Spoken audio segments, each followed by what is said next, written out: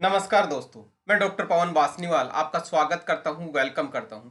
दोस्तों, कोरोना की जैसे बीमारी चल रही है, इस बीमारी में आपके मन में कई बार सवाल आते हैं। आज मैं आपसे सवाल नहीं पूछने वाला, मैं आपके मन में उठने वाले सवालों का जवाब देने वाला हूं।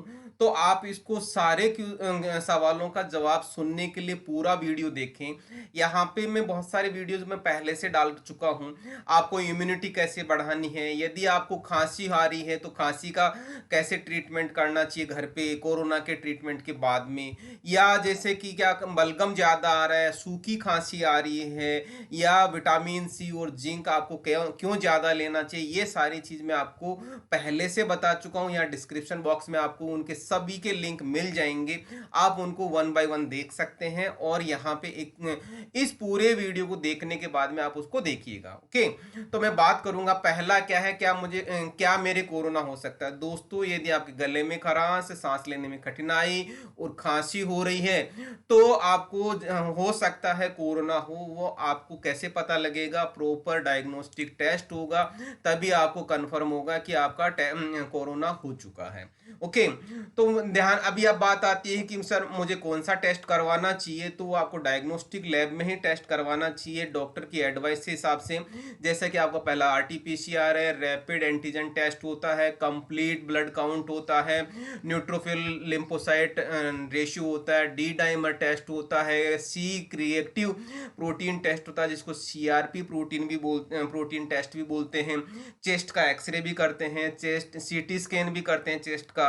और उसमें इस तरह से सारे के सारे टेस्ट करने हैं, लेकिन ध्यान रहे आप डॉक्टर की सलाह से कीजिएगा। यहाँ मैं कोई रिकमेंडेशन नहीं कर रहा, यहाँ पे आपको मैं सिंपल सा एक जानकारी देना चाहता हूँ कि जनरली इसके कौन कौन से टेस्ट होते हैं। ओके, और टेस्ट का रिजल्ट भी जो रेफरेंस वैल्यू और जो आपके आई है वो और साथ में सिम्टम्स, उसके बेसिस पे डॉक्टर कंक्लूजन निकालता है कि आपके कोरोना हुआ या क्या प्रॉब्लम है। ओके, फिर उसके बाद में देखिएगा मेरे को लगातार कोरोना के लक्षण आ रही है, मैं क्या करूं। तो दोस्तों, इसमें आपको चिंतित होने की जरूरत नहीं है। आपका क्या होता है, हर पर्सन का, हमारे घर में भी सबकी इम्यूनिटी अलग अलग होती है। वो इम्यूनिटी के बेसिस पे ही हमारी जो प्रतिरोधक क्षमता है वो इम्यूनिटी ही कोरोना के अगेंस्ट लड़ती है। तो वो कोरोना जितनी देर तक वो लड़ता रहता है तब तक हम उसको क्या होता है, बीमार हो रहते हैं। जब कोरोना कंप्लीट खत्म हो जाता है तब हम स्वस्थ हो जाते हैं। तो इसमें आपको चिंता करने की जरूरत नहीं है। हाँ, यदि आपको ज्यादा सीरियस प्रॉब्लम है तो आपको थोड़ा सा और डॉक्टर से कंसल्ट करना चाहिए ताकि आपको ज्यादा क्रिटिकल कंडीशन में नहीं जाए। ओके, दोस्तों, दूसरा क्वेश्चन क्या आता है, नेक्स्ट क्वेश्चन की जैसे मुझे आइसोलेशन में कब तक रहना होता है। तो जैसा कि आपको डॉक्टर के बताया अनुसार ही आपको फॉलो करना है। लेकिन जनरली आपको बुखार आए हुए 3 दिन रह गए हो और पहले लक्षण 17 दिन के तक हो चुकी हो और उसके बाद में अभी तक कोई लक्षण नहीं है आ गए और आपको पूरा ऐसा लग रहा है कि कंप्लीट सही हो गए, तो आप अपना आइसोलेशन कंप्लीट कर सकते हैं, आप अपने नॉर्मल लाइफ जी सकते हैं। दोस्तों, नेक्स्ट आता है कि मैं कब ज्वाइन कर सकता हूं, या यूं कहूंगा कि आप ऑफिस या अपना काम रूटीनली कैसे कर सकते हैं। मैं यहाँ पे जरूर कहूंगा आपको रूटीन डाइट लेनी चाहिए, प्रॉपर लेनी चाहिए डॉक्टर के बताए अनुसार। पहली बार लक्षण 17 दिन हो गए हो और कोई दिक्कत नहीं हो, आप में कोरोना के कोई भी लक्षण नहीं हो और अपने आप को पूरी तरह से स्वस्थ महसूस कर रहे हो। जनरली आप लोगों को प्रॉब्लम क्या होता है, जनरली जो पोस्ट कोविड प्रॉब्लम्स होती है, पोस्ट कोविड प्रॉब्लम में जनरली क्या होती है, थकान आती है, बहुत ज़्यादा थकान आती है, काम करने का मन नहीं करता। तो आपको यहाँ पे विटामिन सी और जिंक वाला सप्लीमेंट लेना चाहिए है और एनर्जी रिच या अच्छी डाइट लेनी चाहिए ताकि आपको अच्छा इमीडिएटली जल्दी से जल्दी रिलीफ मिले और आप अपने रूटीन वर्क पे जा सकें। दोस्त, आगे वाला सवाल है, मैं कोरोना पॉजिटिव था लेकिन दूसरा टेस्ट नहीं करवाया, मुझे चिंता हो रही है कि क्या होगा या क्या नहीं होगा।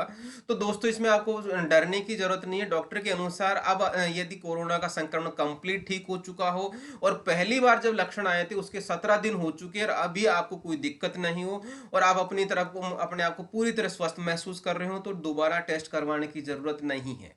ओके, तो ये सारी चीज आपको ध्यान रखनी है। फिर आता है दूसरा सवाल, बिना लक्षण वाले पर्सन में कोरोना वायरस हो सकता है क्या?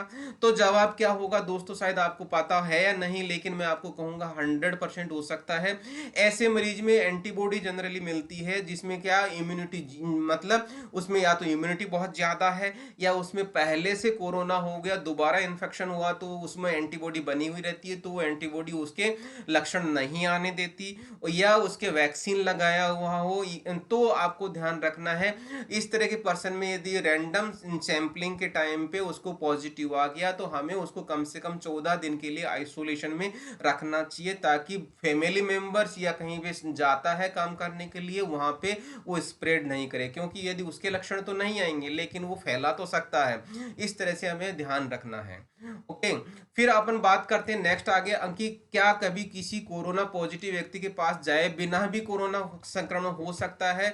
दोस्तों 100% इसके चांसेस हो सकते हैं। वो कब हो सकते हैं? कोरोना मरीज क्या करता है, नाक से या छींकता रहता है या खांसी छींकता रहता है, जनरली उसकी जो बूंदें होती है, जो जिसको अपन ड्रॉपलेट बोलते हैं, वो हवा में तैरते रहते हैं। या हम कहीं रास्ते पे जा रहे हैं तो क्या होगा, आगे कोरोना मरीज गया हो जो छींक के गया हो या खांसी करके गया हो, तो वो उसकी ड्रॉपलेट हवा में तैरती रहती है। और यदि हमने मास्क नहीं लगा रखा तो 100% आपकी चांसेस रहेंगे कि आपको कोरोना संक्रमण हो सकता है। इसलिए मैं बार बार बोलता हूं कि आप हमेशा मास्क पहने रहे। यदि मास्क पहने रहेंगे तो आपका बचाव तय है। ओके, फिर आता है कोरोना पॉजिटिव व्यक्ति एयर कंडीशनिंग में रह सकता है कि, मतलब एसी लगा के रह सकता है क्या? तो दोस्तों इसका जवाब भी मैं यही कहूंगा, 100% रह सकता है। लेकिन टेम्परेचर इसका क्या करना है, आपको 24 से 30 डिग्री टेम्परेचर के बीच में रखना है। ह्यूमिडिटी इसकी 40 से 70% की रहनी चाहिए।